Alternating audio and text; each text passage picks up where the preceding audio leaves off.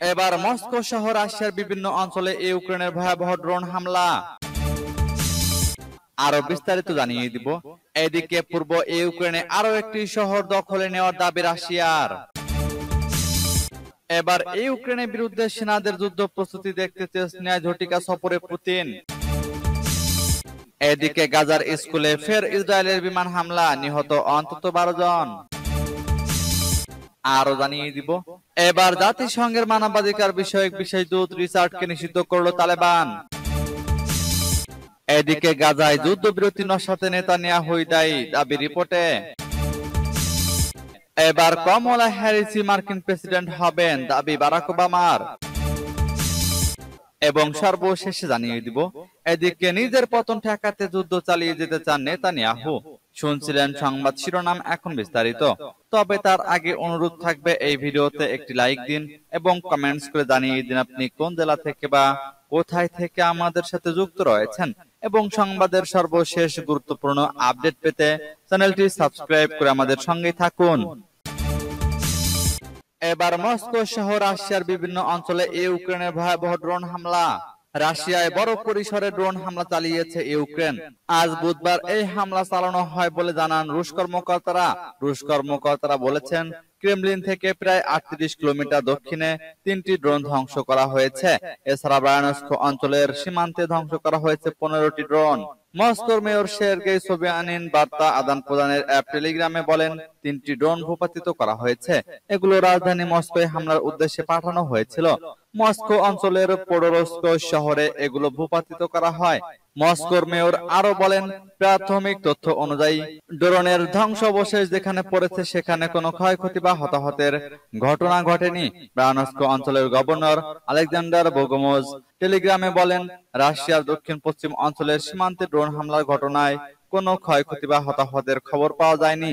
রুশ বার্তা সংস্থা আরআই এর প্রতিবেদনে বলা হয়, তুলা অঞ্চলে 2টি ড্রোন ধ্বংস করা হয়েছে। মস্কো অঞ্চলের পাশেই এটির অবস্থান। এদিকে পূর্ব ইউক্রেনে আরো একটি শহর দখলে নেওয়ার দাবি রাশিয়ার। ইউক্রেনের পূর্ব অঞ্চলে ছোট শহর নিয়ন্ত্রণে নেওয়ার দাবি করেছে রাশিয়ার সামরিক বাহিনী।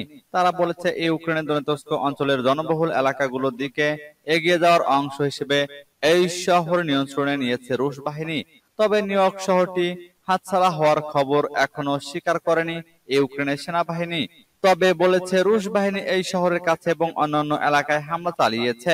এই শহরটি নিয়ন্ত্রণ নেওয়ার অর্থ হলো ইউক্রেনের দনেৎস্ক অঞ্চলে তোরেস্ক ও পোক্রোভস্ক শহর দুটি নিজেদের নিয়ন্ত্রণে নিতে রুশ বাহিনীর এক ধাপ এগিয়ে যাওয়া। রাশিয়ার সামরিক ব্লগারদের গত সোমবার অনলাইনে আপলোড করা ভিডিও ফুটেজে দেখা যায়, নিউইয়র্ক শহরের একটি বিদ্যালয়ে ইউক্রেনের জাতীয় পতাকা মাটিতে পড়ে আছে। সেখানে ওড়ানো হয়েছে রাশিয়ার ত্রিরঙা পতাকা। তোরেস্ক শহরের দক্ষিণ নিউইয়র্কের অবস্থান। গত সোমবার রাশিয়ার সামরিক বাহিনী খনিজ সমৃদ্ধ তোরেতস্কের দক্ষিণ পূর্বের জলিজনে নিয়ন্ত্রণে নেওয়ার কথাও জানিয়েছে। এদিকে রাশিয়ার কুরস্ক অঞ্চলে নিজেদের অগ্রযাত্রা অব্যাহত রেখেছে ইউক্রেনীয় বাহিনী। এই অগ্রযাত্রার অন্যতম লক্ষ্য হলো পূর্ব ইউক্রেন থেকে রুশ বাহিনীর অগ্রযাত্রা থেকে দূরে সরিয়ে রাখতে চাপ প্রয়োগ করা। এবার ইউক্রেনের বিরুদ্ধে সেনাদের যুদ্ধ প্রস্তুতি দেখতে চেচনিয়ায় ঝটিকা সফরে পুতিন। ইউক্রেনের বিরুদ্ধে যুদ্ধে চেচনিয়ার সেনাবাহিনী ও স্বেচ্ছাসেবকদের প্রস্তুতি দেখতে মঙ্গলবার চেচনিয়া সফরে যান রাশিয়ার প্রেসিডেন্ট ভ্লাদিমির পুতিন। সফরকালে তার সঙ্গে ছিলেন চেচেন নেতা রমজান কাদিরভ। দীর্ঘ 13 বছর পর এই প্রথম উত্তর ককেশাস প্রজাতন্ত্রে গেলেন পুতিন। তার এই সফর পূর্ব ঘোষিত সূচিতে ছিল না। মুসলিম অধ্যুষিত অঞ্চল চেচনিয়া রাশিয়ার অংশ। 2 সপ্তাহ আগে ইউক্রেনের সেনারা রাশিয়ার ভেতর ঢুকে পড়ে এবং সীমান্তবর্তী কুরস্ক অঞ্চলে অভিযান শুরু করে। দ্বিতীয় বিশ্বযুদ্ধের পর এটি এখন রাশিয়ায় বিদেশি সেনাদের আক্রমণের সবচেয়ে বড় ঘটনা। মস্কো এখন কুরস্ক থেকে ইউক্রেনের সেনাদের তাড়িয়ে দিতে সেখানে শক্তি বাড়াচ্ছে। ক্রেমলিনের ওয়েবসাইটে পুতিনের এই সফর নিয়ে খবর প্রকাশ করা হয়েছে। সেখানে বলা হয়, Putin Russian special forces university প্রাঙ্গণে সেনাদের সঙ্গে কথা বলেন। পুতিন বলেন, যতদিন পর্যন্ত আমাদের কাছে আপনাদের মতো মানুষ আছে, আমরা অবশ্যই অজয়। এদিকে গাজার স্কুলে ফের ইসরায়েলের বিমান হামলা, নিহত অন্তত 12 জন। গাজার স্কুলে আবারও হামলা চালিয়েছে ইসরায়েল। মঙ্গলবার সকালে গাজার মোস্তাফা হাফেজ স্কুলে ইসরায়েলের বিমান হামলায় অন্তত 12 জন ফিলিস্তিনি নিহত হয়েছেন। এ ঘটনায় নিখোঁজ রয়েছেন অনেকে। হামাস পরিচালিত বেসামরিক প্রতিরক্ষা কর্তৃপক্ষ এ তথ্য নিশ্চিত করেছে। খবর বিবিসির। স্কুলটিতে শত শত বাস্তুচ্যুত ফিলিস্তিনি আশ্রয় নিয়েছিলেন। একজন মুখপাত্র জানিয়েছেন, স্কুলটির ধ্বংসস্তূপের নিচে আটকে পড়া নিখোঁজদের উদ্ধার করতে হিমশিম খাচ্ছে উদ্ধারকারীরা।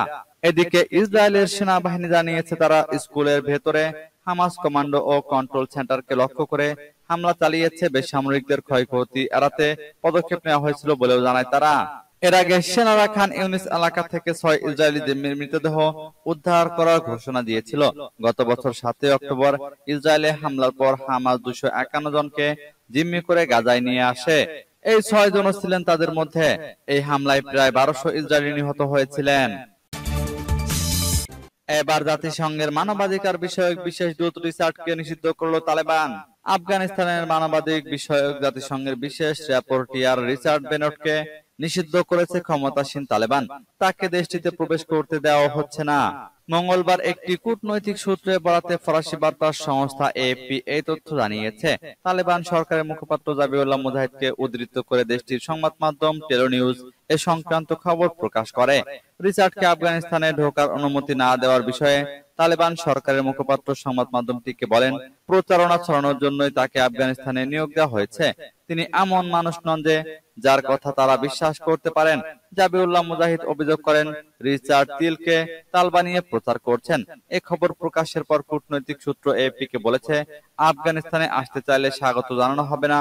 তালেবান সরকারের এমন সিদ্ধান্তের কথা কয়েক মাস আগে রিচার্ডকে জানিয়ে দেওয়া হয়েছে। আফগানিস্তানের মানবাধিকার বিষয়ক জাতিসংঘের বিশেষজ্ঞ হিসেবে রিচার্ড গত 1 মে তার দায়িত্বের 2 বছর পূর্ণ করেছেন। এ অবস্থায় আফগানিস্তানে তাকে নিষিদ্ধ করল তালেবান। এদিকে গাজায় যুদ্ধবিরতি নসাতে নেতানিয়াহুই দায়ী, দাবি রিপোর্টে। আরো একবার গাজায় যুদ্ধবিরতির আলোচনাকে ব্যাহত করার জন্য ইসরায়েলের যুদ্ধবাজ প্রধানমন্ত্রী বেনিয়ামিন নেতানিয়াহুর বিরুদ্ধে অভিযোগ আনা হয়েছে। দেশটির পাবলিক ব্রডকাস্টার কান মঙ্গলবার আলোচনাকারী দলের সূত্রে বরাত দিয়ে এ অভিযোগের কথা জানিয়েছে।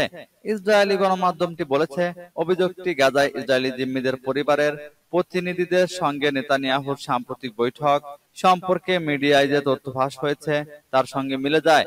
নেতানিয়াহু সে সময় স্বীকার করেছিলেন যে তিনি ফিলিস্তিনিদের সঙ্গে যুদ্ধবিরতি চুক্তিতে পৌঁছানোর বিষয়ে অনিশ্চিত ছিলেন।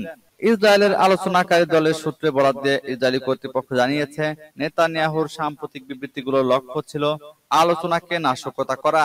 কান জানিয়েছে, প্রধানমন্ত্রী নেতানিয়াহু সচেতন যে ইসরায়েলিরা একটি সংকটময় সময়ের মধ্য দিয়ে যাচ্ছে, কারণ ইসরায়েল বাহিনী ফিলাডেলফি করিডোর এবং নেটজারিম প্যাসেজের সমাধান খুঁজতে কাজ করছে।